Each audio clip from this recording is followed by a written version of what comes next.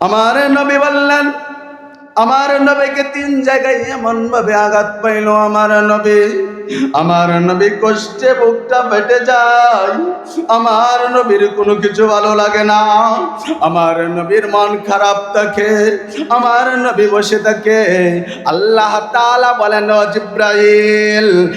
জিব্রাইল তাকায়া দেখো আমার বন্ধু মুহাম্মদ মুস্তাফা সাল্লাল্লাহু আলাইহি ওয়াসাল্লামের মনটা খারাপ।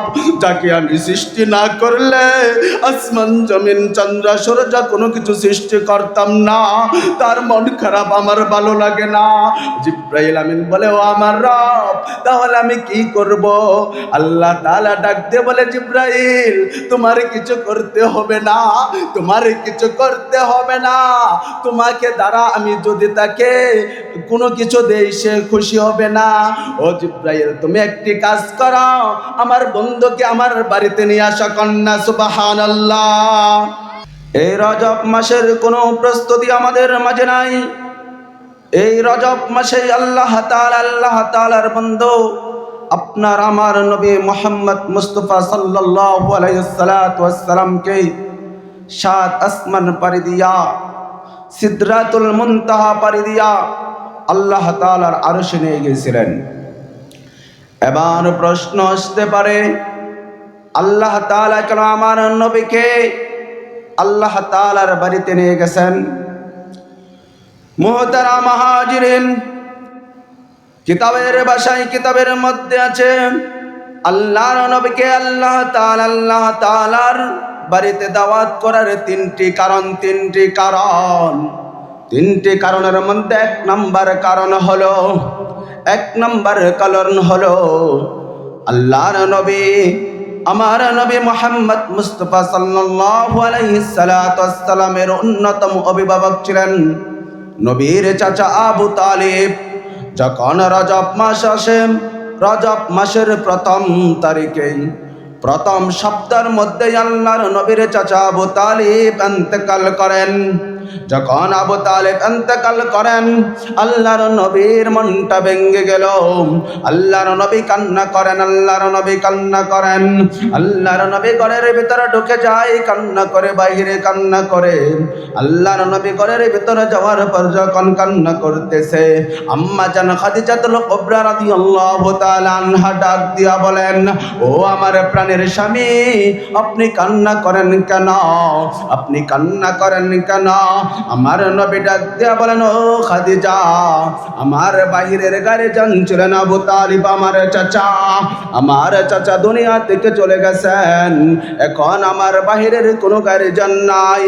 ইহুদি খ্রিস্টানরা, কাফেররা, মক্কার কাফেররা এখন যদি আমার উপর আঘাত করে, আমাকে মারধর করে, আমাকে ফিরানোর মতো কোনো মানুষ নাই।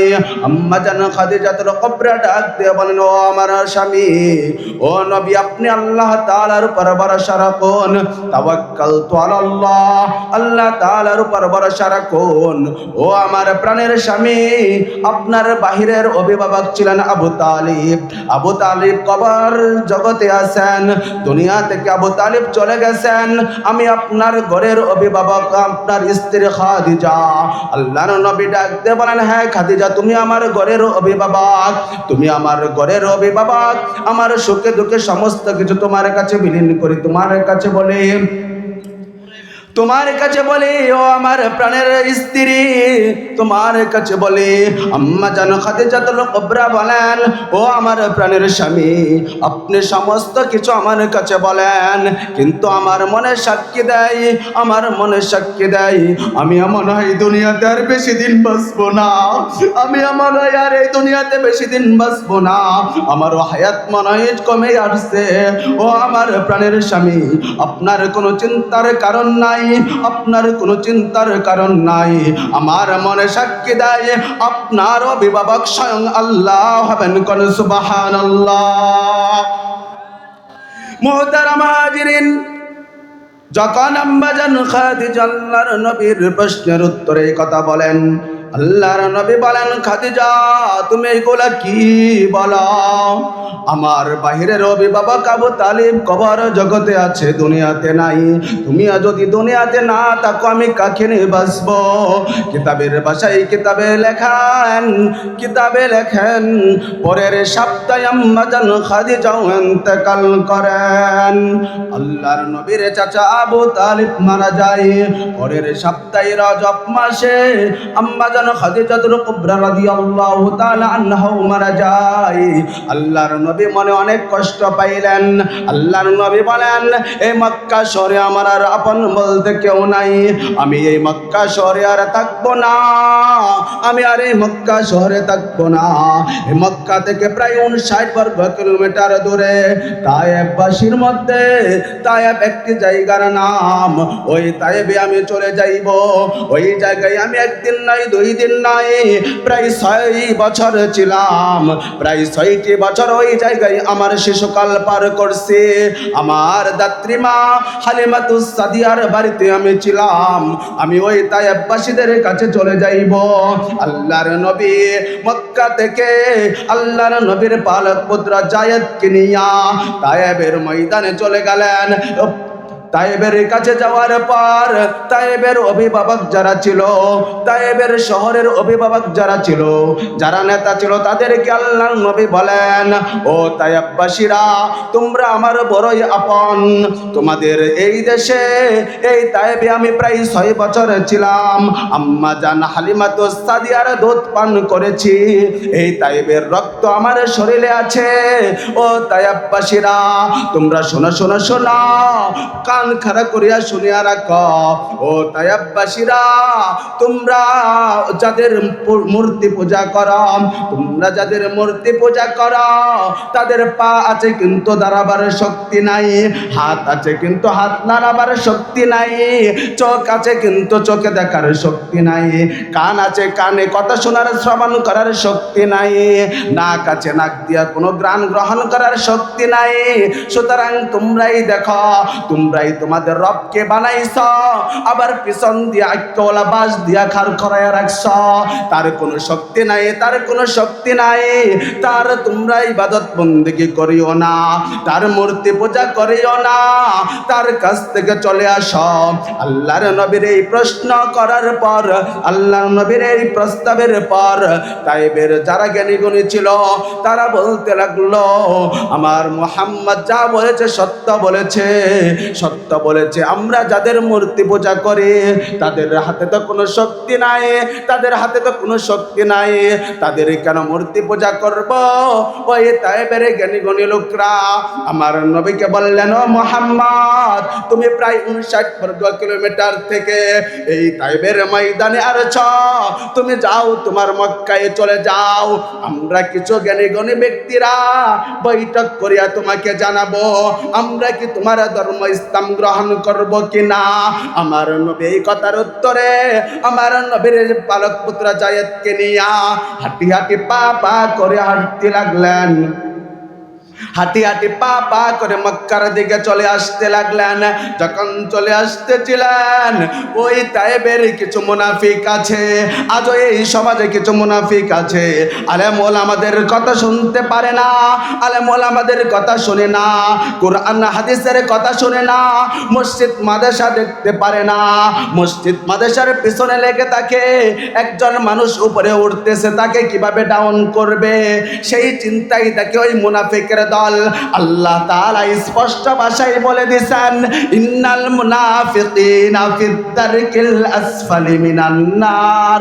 মুনাফিকের স্থান হলো জাহান্নামের সর্বনিম্ন স্থলে। ওই মুনাফিক মার্কা আজও আছে।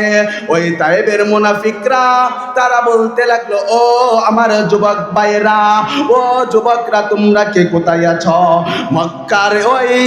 মক্কার থেকে আসা যুবক মুহাম্মদ যার নাম, সে কিনা আমাদের খোদার বিরুদ্ধে কথা বলে, যার ভক্তি পূজা আমরা সারা জীবন করতেছি তার বিরুদ্ধে কথা বলে। ও যুবকরা, তোমরা যাও, ওই মুহাম্মদের প্রতিশোধ না নিয়ে ঘরে আসবা না। ওই বকাটিয়া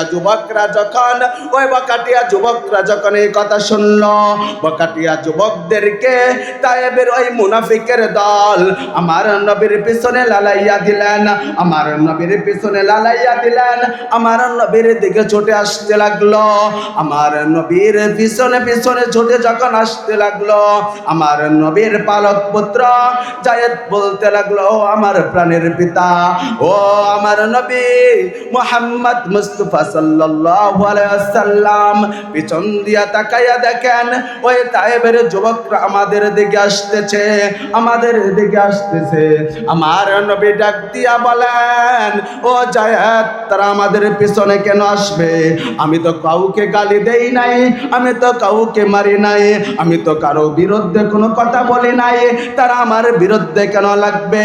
আমার নবীর উত্তরে জায়েদ বলেন, হ্যাঁ নবী, তারা আমাদের পিছনেই আসতেছে। এই কথা বলার আর মারতই তাইবের ওই বকাটিয়া যুবকরা আমার নবীকে আঘাত করা শুরু করলো। বৃষ্টির পানি যেইভাবে বর্ষণ হতে থাকে জমিনে, ঠিক তেমন ভাবে আমার নবীর উপর ওই তায়েবের বকাটিয়া যুবকরা পাথর মারতে লাগলো। আমার নবী একবার নয়, দুইবার নয়, তিনবার তায়েবের মাটিতে বেহুশ হয়ে গেল। ও মুহতারাম হাজিরিন, তায়েবের ঘটনা শুনছেন, ওই দিকে আমি যাইব না। মেন বিষয় যেটা মুহতারাম হাজিরিন, আল্লাহর নবীকে আল্লাহ তাআলা এত বড় ভ্রমণ করাইছেন, বিশেষ করে এত বড় ভ্রমণ করানোর বিশেষ করে তিনটা বড় বড় কারণ হলো। এক নাম্বার হলো আমার নবীর চাচা আবু তালেব ইন্তেকাল হলেন। দুই নাম্বার হলো আমার নবীর ঘরের অভিভাবক আম্মা জান খাদিজাতুল কুবরা রাদিয়াল্লাহু তাআলা আনহা ইন্তেকাল করেন। তিন নাম্বার হলো আমার নবী যাদেরকে বললেন আমার সবচেয়ে প্রিয়, আমার নবী যাদেরকে প্রিয় ভাবলেন তারাও আমার নবীকে আঘাত করলো, ওই তায়েববাসী। এই তিন ঘটনার পর আমার নবী অনেক কষ্ট পাইলেন। আমার নবী বললেন, আমার নবীকে তিন জায়গায় এমন ভাবে আঘাত পাইল, আমার নবী কষ্টে বুকটা ফেটে যায়। আমার নবীর কোনো কিছু ভালো লাগে না, আমার নবীর মন খারাপ থাকে, আমার নবী বসে থাকে। আল্লাহ তাআলা বলেন, ও জিব্রাইল, তাকায়া দেখো আমার বন্ধু মুহাম্মদ মুস্তাফা সাল্লাল্লাহু আলাইহি ওয়াসাল্লামের মনটা খারাপ, যাকে আমি সৃষ্টি না করলে আসমান জমিন চন্দ্র সূর্য কোনো কিছু সৃষ্টি করতাম না, তার মন খারাপ, আমার ভালো লাগে না। জিব্রাইল আমিন বলে, ও আমার রব, তাহলে আমি কি করব? আল্লাহ তাআলা ডাক দিয়ে বলে, জিব্রাইল, তোমার কিছু করতে হবে না, তোমাকে দ্বারা আমি যদি তাকে কোনো কিছু দেই সে খুশি হবে না। ও জিব্রাইল, তুমি একটি কাজ করো, আমার বন্ধুকে আমার বাড়িতে নিয়ে আসো। কন্যা সুবহানাল্লাহ। মুহতারাম হাজিরিন, যখন আল্লাহ তাআলা জিব্রাইল আমিনকে বললেন, ও জিব্রাইল, তুমি যাও আমার বন্ধুকে নিয়ে আসো, আমার বন্ধুকে আমার পাশে বসাইয়া, আমার বন্ধুকে আমি সান্ত্বনা দিব। মুহতারাম হাজিরিন, এই কথা শোনার পর জিব্রাইল আমিন মসজিদে চলে আসলেন, মসজিদে হারামে চলে আসলেন, মসজিদে মক্কায় চলে আসলেন। মক্কায় চলে আসার পর আল্লাহ তাআলা কোরআনে বলেন, সুবহানাল্লাযী আসরা বিআবদিহি লাইলাম মিনাল মাসজিদিল হারাম। মুহতারাম হাজিরিন, আল্লাহ তাআলা বলতেছেন, সুবহানাল্লাযী, সুবহানাল্লাহ, হাই হাই হাই, আমি এটা কি করলাম? যেমন ভাবে আমরা যদি আশ্চর্য কোনো কথা শুনি তখন আমরা বলি সুবহানাল্লাহ, কেমন ভাবে সুবহানাল্লাহ বলি? যদি একবার সুবহানাল্লাহ বলেন, এই পৃথিবীর মধ্যে সবচাইতে দামি ঘর হলো, সবচাইতে দামি বাড়ি হলো ফ্রান্সে, ওই বাড়ির মালিককে বলে, ওই বাড়ির মালিক হলো সৌদির যুবরাজ সালমান, বলে ওই বাড়িটা সারা পৃথিবীর মধ্যে সবচাইতে দামি। ওই ফ্রান্সে বলে ওই বাড়িটা কতটুকু বড়? বলে ওই বাড়িটা হলো 2 বিঘা জমিনের উপরে, এই পৃথিবীর মধ্যে সবচাইতে দামি। বলে ওই বাড়ির মতন তুমি যদি একবার সুবহানাল্লাহ বলো, বলে ওই বাড়ির মতো তোমাকে ঘর তোলা হবে, ঘর করে দেওয়া হবে। বলে না না না, বলে একবার সুবহানাল্লাহ বলে সারা পৃথিবীর সমান তোমাকে জান্নাতে ঘর দেওয়া হবে। বলে না না না, বলে তাহলে কি দেওয়া হবে? বলে যদি কোনো মুমিন বান্দা একবার সুবহানাল্লাহ বলে সারা পৃথিবী যদি 10 বার বিক্রি করা হয়, 10 বার যদি বিক্রি করা হয়, জান্নাতে এমন একটি ঘর করে দেওয়া হবে, ওই ঘরের সমতুল্য হবে না। কন্যা সুবহানাল্লাহ। মোহতারাম হাজিরিন, যেমন আমরা আশ্চর্য কোনো কথা শুনি তখন আমরা বলি সুবহানাল্লাহ, ঠিক তেমন ভাবেই আল্লাহ তাআলা বলতেছেন সুবহানাল্লাযী আসরা বিআবদিহি। সুবহানাল্লাহ, আল্লাহ তাআলা নিজেই বলতেছেন পবিত্র তিনি, যিনি তার নবীকে নিশি রাত্রে মসজিদে হারাম থেকে মসজিদে আকসায় ভ্রমণ করাইছেন। কেন কেন কেন ভ্রমণ করাইছেন? কেন? বলে আল্লাহর নবীকে সান্ত্বনা দেওয়ার জন্য, বলে আল্লাহর নবীর যত কিছু চাওয়া আছে সব কিছু পূরণ করার জন্য। বলে কিভাবে ভ্রমণ করাইছেন? ও মুহতারাম হাজিরিন, আসেন যুবক ভাইরা ভিতরে আসেন, যুবকরা ভিতরে আসেন, যুবকরা সকলে ভিতরে চলে আসেন ইনশাআল্লাহ। আল্লাহর নবীকে কিভাবে ভ্রমণ করাইছেন? জিব্রাইল আমিন আল্লাহর নবীকে মসজিদে হারাম থেকে মসজিদে আকসায় নিয়ে গেছেন। মসজিদে আকসায় নিয়ে যাওয়ার পর আল্লাহর নবী দেখতে পেলেন, 1,24,000 নবী রাসূল ওই জায়গায় অপেক্ষা করতেছেন। ওই জায়গায় আদম সফিউল্লাহ অপেক্ষা করতেছেন, ইব্রাহিম খলিলুল্লাহ অপেক্ষা করতেছেন, ঈসা রূহুল্লাহ অপেক্ষা করতেছেন, মুসা কালিমুল্লাহ অপেক্ষা করতেছেন। সমস্ত নবী রাসূলগণ মসজিদে আকসায় অপেক্ষা করতেছেন। আল্লাহর নবী ওই জায়গায় গেলেন। আল্লাহর নবীকে দেখার পর আহলান সাহলান জানানো হলো। আল্লাহর নবীকে বলা হলো, ও আল্লাহর নবী আপনি 2 রাকাত নামাজ পড়েন। বলে 2 রাকাত নামাজ পড়ান। বলে তাহলে 2 রাকাত নামাজ পড়াইবো, আজান দেওয়া দরকার। আজান কে দিবে? বলে আজান দাও জিব্রাইল। যাও জিব্রাইল তুমি যাইয়া আজান দাও। জিব্রাইল আমিন আজান দিলেন। বলে ইমাম কে?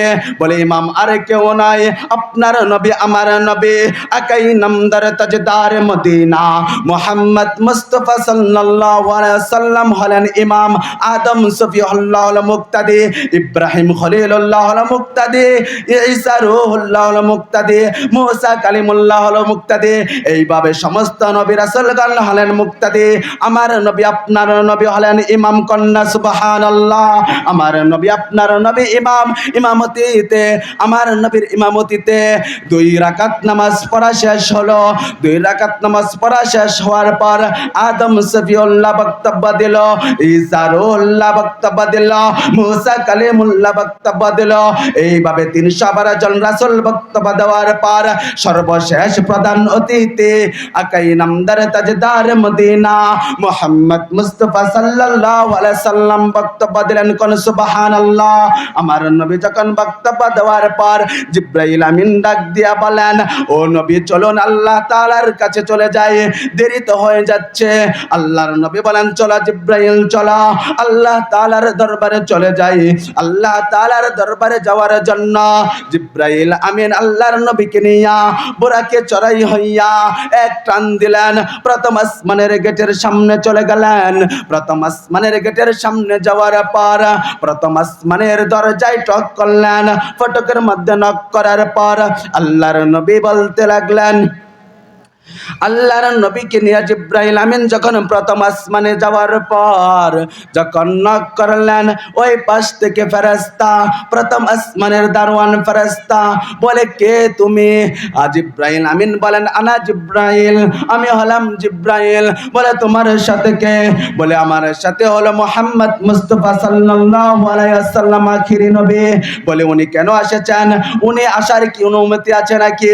জিব্রাইল আমিন ডাক দিয়া বলে, বলেন, ও ফেরেশতা, তিনি আসার শুধু অনুমতিই না, তিনি শুধু আসার অনুমতিই না, তিনি হলেন এমন একজন যাকে রিসিভ করার জন্য আল্লাহ তাআলা আমাকে আসমান থেকে জমিনে পাঠাইয়া দিছেন, তাকে রিসিভ করে নেওয়ার জন্য, আল্লাহর নবীকে রিসিভ করে নেওয়ার জন্য।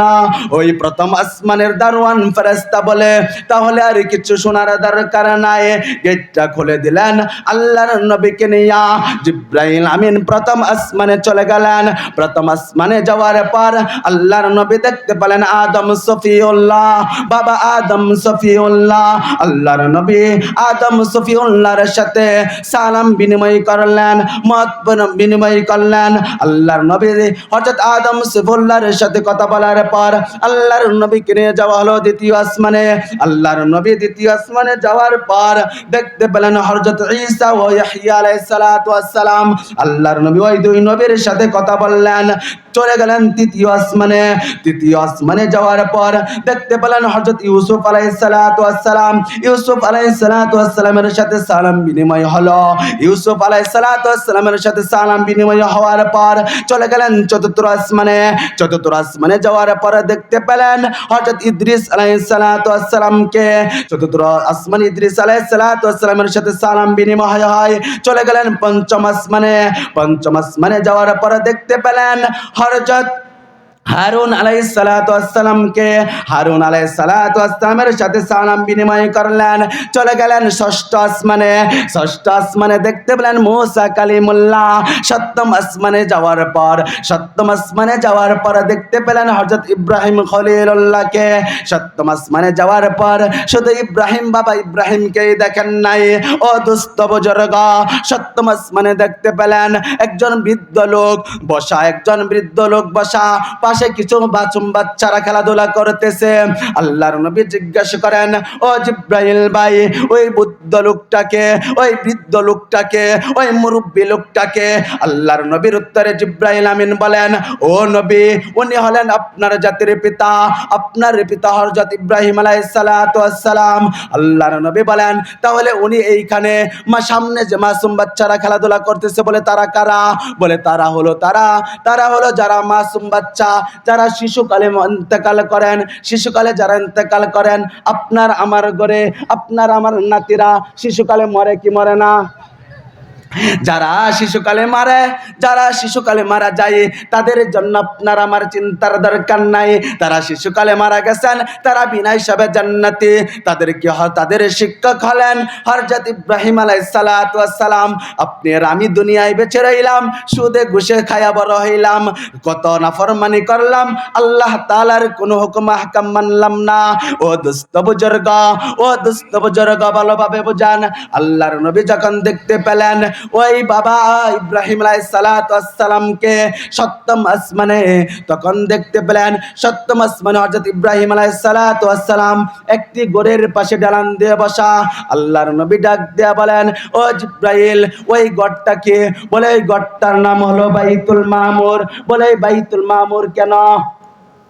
মুহতারাম হাজির, ভালোভাবে লক্ষ্য করেন, ওই বাইতুল মামুর কেন?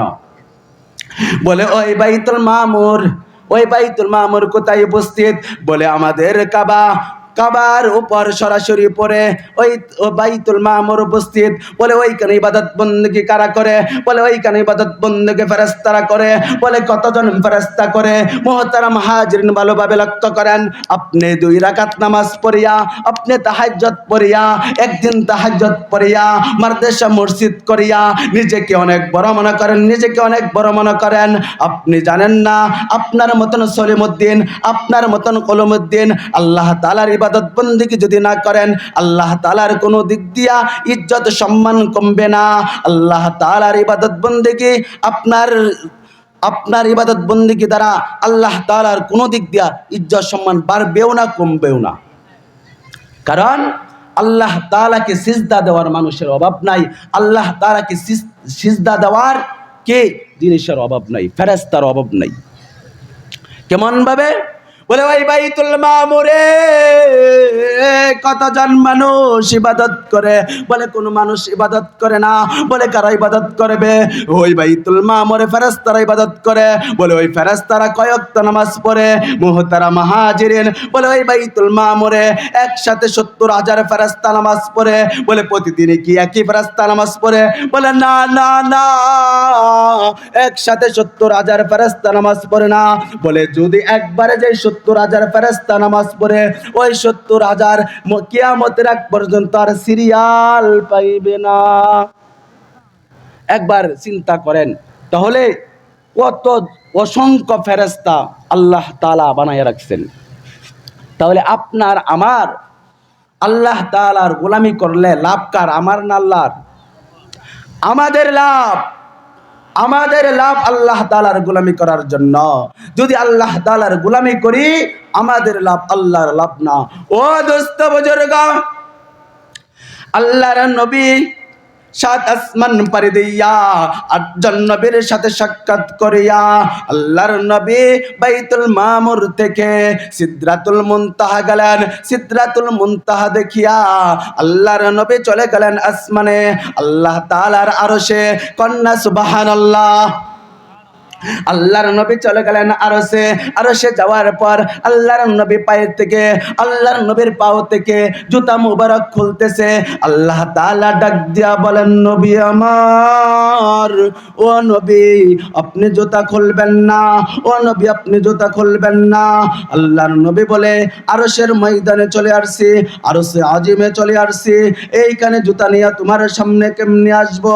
আল্লাহ তাআলা ডাক দিয়া বলেন, ও নবী আমার, আপনার জুতার পায়ের বালি দিয়া আমার আরশ ধন্য হবে। কোন সুবহানাল্লাহ। ও দোস্ত বুজুর্গ, আল্লাহর নবীকে আল্লাহ তাআলা নিয়ে গেলেন। নিয়ে যাওয়ার পর মুফাসসিরে কেরামগণ বলেন আল্লাহ তাআলার যেই আসনটা, আল্লাহ তাআলা যেই জায়গায় বসেন, ওই পাশেই আল্লাহর নবীকে বসাইলেন। আল্লাহর নবীকে বসাইয়া আল্লাহ তাআলা ডাক দিয়া বলেন, ও আমার বন্ধু, তুমি আমার জন্য কি নিয়ে আসছো দাও। কি বলতেছে? যে আমার বন্ধু, তুমি আমার জন্য কি নিয়ে আসছো দাও। আল্লাহর নবী ডাক দিয়া বলেন, ও আল্লাহ তাআলা, আমি খালি হাতে আসি নাই। তখন আল্লাহর নবী পড়া শুরু করলেন, আত্তাহিয়াতু লিল্লাহি ওয়াস সালাওয়াতু ওয়াত তাইয়্যিবাত। আল্লাহর নবী বলেন, ও আল্লাহ, আমি তোমার এই আরশের ময়দানে খালি হাতে আসি নাই। বলে এই 3টে তোহফা পেশ করলেন আল্লাহ তাআলা। তখন উত্তরে বলেন, আসসালামু আলাইকা আইয়ুহান নাবিয়্যু ওয়া রাহমাতুল্লাহি ওয়া বারাকাতুহু। তখন আল্লাহ তাআলা আমার নবীকে সালাম দেয়। আল্লাহ তাআলা আমার নবীকে সালাম দিতেছে, বলতেছে, আসসালামু আলাইকা আইয়ুহান নাবিয়্যু ওয়া রাহমাতুল্লাহি ওয়া বারাকাতুহু। ও নবী আমার, আপনার উপর আমার শান্তি বর্ষিত হোক। আল্লাহর নবী বলেন, আমার উপর আল্লাহ তাআলার শান্তি বর্ষিত হওয়ার জন্য আল্লাহ দোয়া করতেছে, আমি আর আল্লাহ এইখানে। তাহলে আমার উম্মতকে জমিনে রেখে আসছি, আমার উম্মতকে বাদ দেব কেন? বলে আমার নবী বলে, আসসালামু আলাইনা ওয়া আলা ইবাদিল্লাহিস সালিহিন। ওই সালামের উপর, ওই শান্তির ভিতরে সালিহিনদেরকে ঢুকাইয়া দিলেন। সালিহিন কারা? বলে সালিহিন হলেন তারা যারা নামাজ পড়ে, যারা রোজা রাখে, যারা আল্লাহ তাআলার হুকুম হাকাম মানে, তাদেরকে বলা হয় সালিহিন। আল্লাহ তাআলা আমাদেরকে সালিহিন হিসাবে কবুল করুক, সকলে বলে আমিন। মুহতারাম হাজিরিন, যুবক ভাইদেরকে আমি লাস্ট মেসেজটি দিতে চাই। হুজুর চলে আসছেন, আমার সময় শেষ, কথা শেষ করতে পারি নাই। যদি পরবর্তী সময়ে কখনো সময় পাই ইনশাল্লাহ শেষ করব। তবে আখিরি একটি পয়গাম আমি দিতে চাই। আমি যুবক ভাইদেরকে আখিরি পয়গাম দিতে চাই। 1,24,000 নবী রাসূল মসজিদে আকসার মধ্যে নামাজ পড়ছেন। সারা পৃথিবীর মধ্যে এমন কোনো মসজিদ নাই যেই মসজিদে সমস্ত নবী রাসূলগণ, 1,00,000 নবী রাসূলগণ একসাথে নামাজ পড়ছেন। শুধু একমাত্র একটি মসজিদে আছে, সেই মসজিদটি হলো মসজিদে আকসা। সুতরাং ওই মসজিদে আকসার মহব্বত আপনার আমার অন্তরে ঢুকাইতে হবে। ও যুবক ভাইয়েরা আমার, ওই মসজিদে আকসা হলো আমাদের মসজিদ, ওই মসজিদে আকসা হলো আমাদের মসজিদ। যেমনভাবে মক্কার প্রতি আমাদের মায়া দয়া আছে, মক্কার প্রতি আমাদের প্রেম ভালোবাসা আছে, মদিনার প্রতি আমাদের প্রেম ভালোবাসা আছে, ঠিক তেমনভাবে আমাদের ওই মসজিদে আকসার প্রতি আমাদের প্রেম ভালোবাসা থাকতে হবে। ওই মসজিদে আকসা হলো আমাদের প্রথম কেবলা। ওই মসজিদে আকসাকে উদ্ধার করার জন্য যদি 200 কোটি মুসলমানের রক্তের বিনিময়েও যদি ওই মসজিদে আকসা উদ্ধার হয়, তাহলে 200 কোটি মুসলমানের রক্তের বিনিময়েও কোনো এক সময় মসজিদে আকসা উদ্ধার হবে ইনশাআল্লাহ।